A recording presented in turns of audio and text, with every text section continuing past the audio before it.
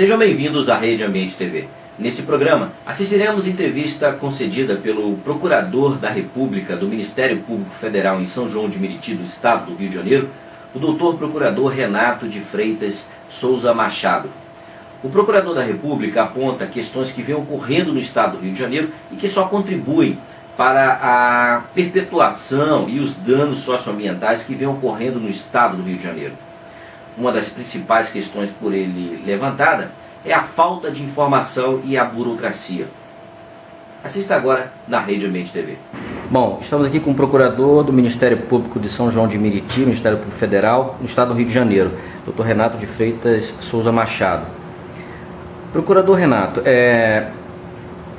qual a abrangência territorial de sua procuradoria aqui no município de São João de Meriti? A gente pega 8 municípios da Baixada. São São João de Meriti, Nilópolis, Duque de Caxias, Nova Iguaçu, Belford Roxo, Japeri, Mesquita e Queimados.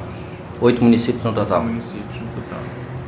A sua competência é na área federal. Que tipos de demandas são trazidas nessa área aqui para a sua procuradoria? São mais ambientais, mais socioambientais, mais questão urbanística, urbana? Aqui na Procuradoria de São João somos 5 procuradores e a minha área pega a área ambiental com crimes ambientais e a parte de direitos do cidadão, que dentro do MPF é aquilo que não está incluído nas outras câmaras, ou seja, já tem uma procuradora responsável por área criminal, consumidor, patrimônio público, e o que não se enquadra nessas áreas, né, uma espécie de ofício residual, e também na área de saúde também não é aqui nessa procuradoria, todo o restante vem com a gente. Então, assim, dentro dessa área ambiental, no âmbito federal, normalmente são questões envolvendo impactos regionais ou bens da União, terrenos pertencentes à União, questões envolvendo a zona costeira,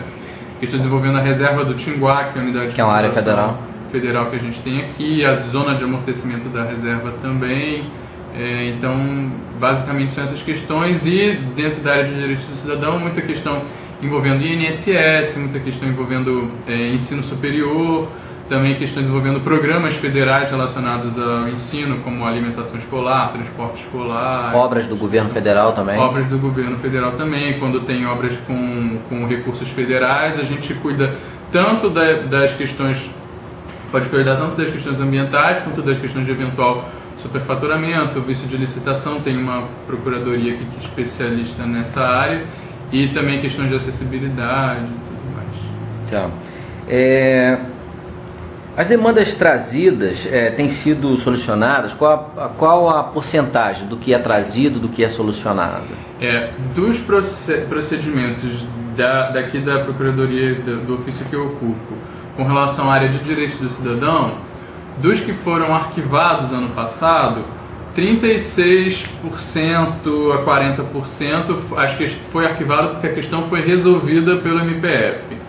Os demais, teve uns que a questão foi resolvida independentemente da nossa atuação, porque às vezes quando a gente instaura no ofício a questão já se resolveu, ou então que não tinha irregularidade, às vezes as pessoas fazem umas representações, às vezes até anônimas, e não tem irregularidade, ou também quando depois de instaurado o procedimento a gente verifica que o interesse é individual e a gente não pode atuar, e aí isso é arquivado também. Mas isso na área de direitos do cidadão. De meio ambiente já é mais complicado porque as questões demoram muito a ser solucionadas, ou seja, até que uma área degradada seja efetivamente recuperada, né, isso se for através de ação na justiça demora, né, mais tempo ainda, aí depende muito do caso, mas na área de direitos do cidadão muitos problemas a gente consegue resolver. Um prazo médio de tramitação desses procedimentos tem sido 1 ano. Os ambientais um pouco mais por causa dessas particularidades, né? Também a gente tem que oficiar muitos órgãos, ou seja, são várias as competências. A gente tem que oficiar o município, tem que oficiar o INEA, tem que oficiar um órgão federal, então essas coisas acabam demorando um pouco mais a tramitação. Nós percebemos que muitos dos problemas são causados ou possuem, né, a participação da gestão, né, do município, do gestor público. Na sua visão como um procurador federal, por que isso vem ocorrendo? Principalmente na área ambiental. Olha, na área ambiental está ligado primeiramente à transferência para os municípios da competência para licenciar. Ou seja, agora tem havido muitos problemas nos municípios porque antes eles não licenciavam, então antes os problemas eram questionados junto ao INEA, né? Então, à medida que isso foi descentralizado para os municípios, não foi, ao mesmo tempo, não houve um aparelhamento suficiente para esses municípios para dar conta. Ou seja, um município que não licenciava nada, de repente passa a ter que licenciar milhares de empreendimentos. Então, é muito complicado. No Brasil, tanto em nível municipal quanto estadual quanto federal, a questão ambiental ainda é muito de discurso, mas de pouca prática. E isso se revela na quantidade, na fatia de recursos que é destinados aos órgãos ambientais. Então, assim, muitas vezes o órgão ambiental é até bom, enfim, é atuante, mas ele não tem os recursos materiais e humanos necessários. Isso vai desde o governo federal, você vê os concursos que são feitos na área ambiental são poucos, as quantias que são destinadas são poucas, principalmente para o IFAM e ICMBio, que cuidam, né, de patrimônio histórico, o ICMBio cuida das unidades de conservação.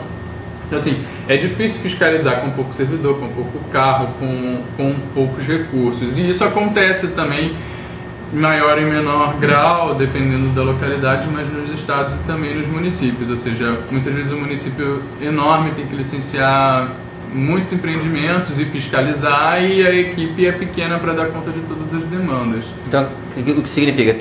A lei é suficiente, a lei está em acordo, quer dizer, tem a vontade de fazer, mas não tem os mecanismos, os recursos para poder fazer.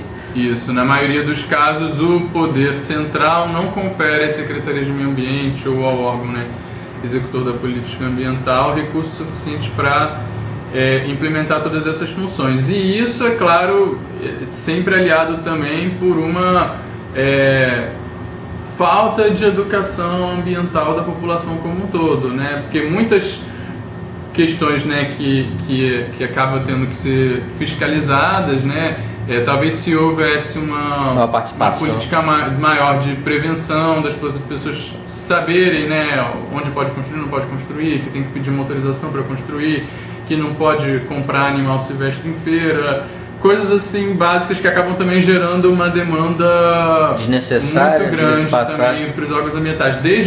Porque o órgão ambiental municipal ele está lidando desde a poluição sonora, né, até às vezes até a extração de areia ou coisas mais complexas. Mais complexas e causam mais dano ambiental. Então tem muita também coisa menor também que as prefeituras acabam tendo. Essas questões evitadas não sobrecarregaria a própria gestão, quer dizer, evitaria-se o dano e evitaria-se todos esses trâmites jurídicos em tentar reverter o dano. Bom, na sua visão como procurador federal, caberia algum tipo de melhoria no arcabouço legal ou na estrutura do Ministério Público Federal para que ele pudesse atuar melhor ou mais rápido, enfim, caberia algum tipo de ajuste? Dentro do Ministério Público Federal, a gente realmente está numa situação que está precisando de mais servidores, está precisando de mais procuradores, mas não é só isso. O próprio trâmite do inquérito civil, né, na forma que ele se dá hoje em dia, né, através de ofícios e tudo mais, é uma forma já um tanto antiquada, ou seja, se considerando que, né, que o meio ambiente, as degradações ambientais pelo princípio da prevenção, a gente tem que tentar justamente evitar o dano. Essa forma de comunicação de que a gente manda um ofício para ser protocolado no órgão e tudo mais é algo que dificulta muito. Até por conta da Lei de Acesso à Informação, a maior parte dessas informações dos órgãos ambientais elas deveriam estar disponíveis na internet, ou seja, um processo de licenciamento ambiental deveria ser acessível para qualquer cidadão e para o Ministério Público na internet.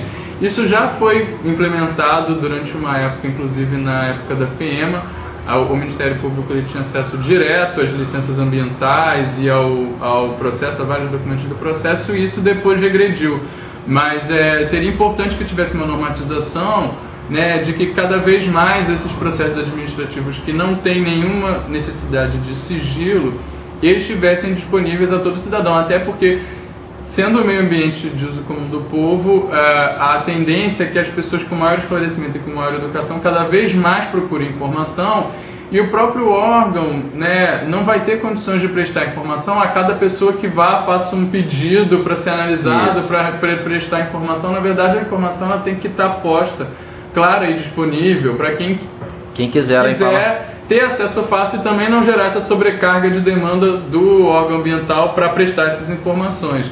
Então, assim, essa forma de requisitar informações, ela teria que ser melhorada, né? Ou seja, teria que sempre, inclusive entre órgãos públicos, o ideal é que fosse às vezes até requisitado por e-mail e prestado por e-mail, ou seja, agilizar esses trâmites no fornecimento de informações. A gente percebe que em alguns órgãos federais essa informação inclusive já não é mais nem a papel, né? Você dá o pendrive, eles já te entregam digitalmente esse material. Isso aqui ainda no estado do Rio de Janeiro não está acontecendo.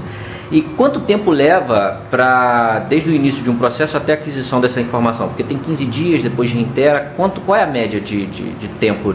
Olha, não tem uma média e depende muito da informação também que a gente está requerendo, né? Por exemplo, se você está requisitando uma fiscalização e aí o órgão já tem na agenda dele diversas fiscalizações agendadas, isso pode ser algo que demore um tempo maior. Às vezes a requisição de informações demanda que o próprio órgão ambiental faça uma análise técnica do processo de licenciamento para te prestar aquela informação. Então, depende muito. A gente coloca sempre em regra um prazo de 30 dias. Agora, alguns casos urgentes que a decretação está em curso, a gente pede em 15 dias, dá um prazo de 10 dias. Mas isso varia muito de órgão para órgão e do tipo de informação que está sendo pedida. Mas com essa questão de socializar a informação, isso já não existiria, né? A informação melhoraria muito, porque tendo a informação de fácil acesso, ou seja, a gente só vai pedir alguma, né, vai ser requisitada alguma justificativa sobre alguma coisa, algum ponto que a gente haja discordância num parecer ou numa licença, mas a gente não estaria requisitando cópia do processo, requisitando cópia da licença, que é algo que, em princípio, qualquer pessoa deveria ter acesso, né? Questões tão simples parecem ser tão difíceis para ser colocadas em práticas pelos gestores, sejam estes na esfera federal, estadual ou municipal. Vejam que o próprio judiciário tem dificuldade em obter informações que deveriam ser públicas. O judiciário atualmente tem que oficiar o órgão público competente para obter uma informação que deveria estar exposta. Nós temos algumas ações do Ministério Público Estadual e Federal e, em média, levamos entre 40 a 60 dias para obter essas informações, dependendo da informação e do órgão. No estado do Rio de Janeiro, só para se ter uma ideia, tendo em vista aos mega empreendimentos e eventos, cresceu a demanda por recursos minerais, areia, pedra, saibro. Isso tem aumentado consideravelmente. Existem empresários inescrupulosos que, de posse de um simples protocolo, já começam a fazer a mineração. Vários morros, principalmente da Zona Oeste e da Baixada Fluminense, que são áreas de sacrifícios para o estado do Rio de Janeiro, estão sendo devastadas. Nós acionamos o órgão público competente. No caso do Rio de Janeiro, encaminhamos ofícios ao INEA, que é o Instituto Estadual do Ambiente, e à Secretaria Estadual do Ambiente, que tem aí à frente o ex-ministro do Ambiente, o senhor Carlos Mink. Também oficiamos ao Departamento Nacional de Produção Mineral, o DNPM. Bom, no caso do INEA e da Secretaria Estadual do Ambiente, eles sequer se dão o trabalho de responder os ofícios encaminhados a esses órgãos. Não obtemos a informação e aí encaminhamos ao setor judiciário, no caso ao Ministério Público, seja estadual e federal. Todo esse processo gira em média de 40 a 60 dias. Toda essa burocracia e vai e vem de ofícios, 40 a 60 dias. Bom, o gestor público, quando toma alguma atitude, eu disse quando toma, é só para constatar que ali existia uma montanha.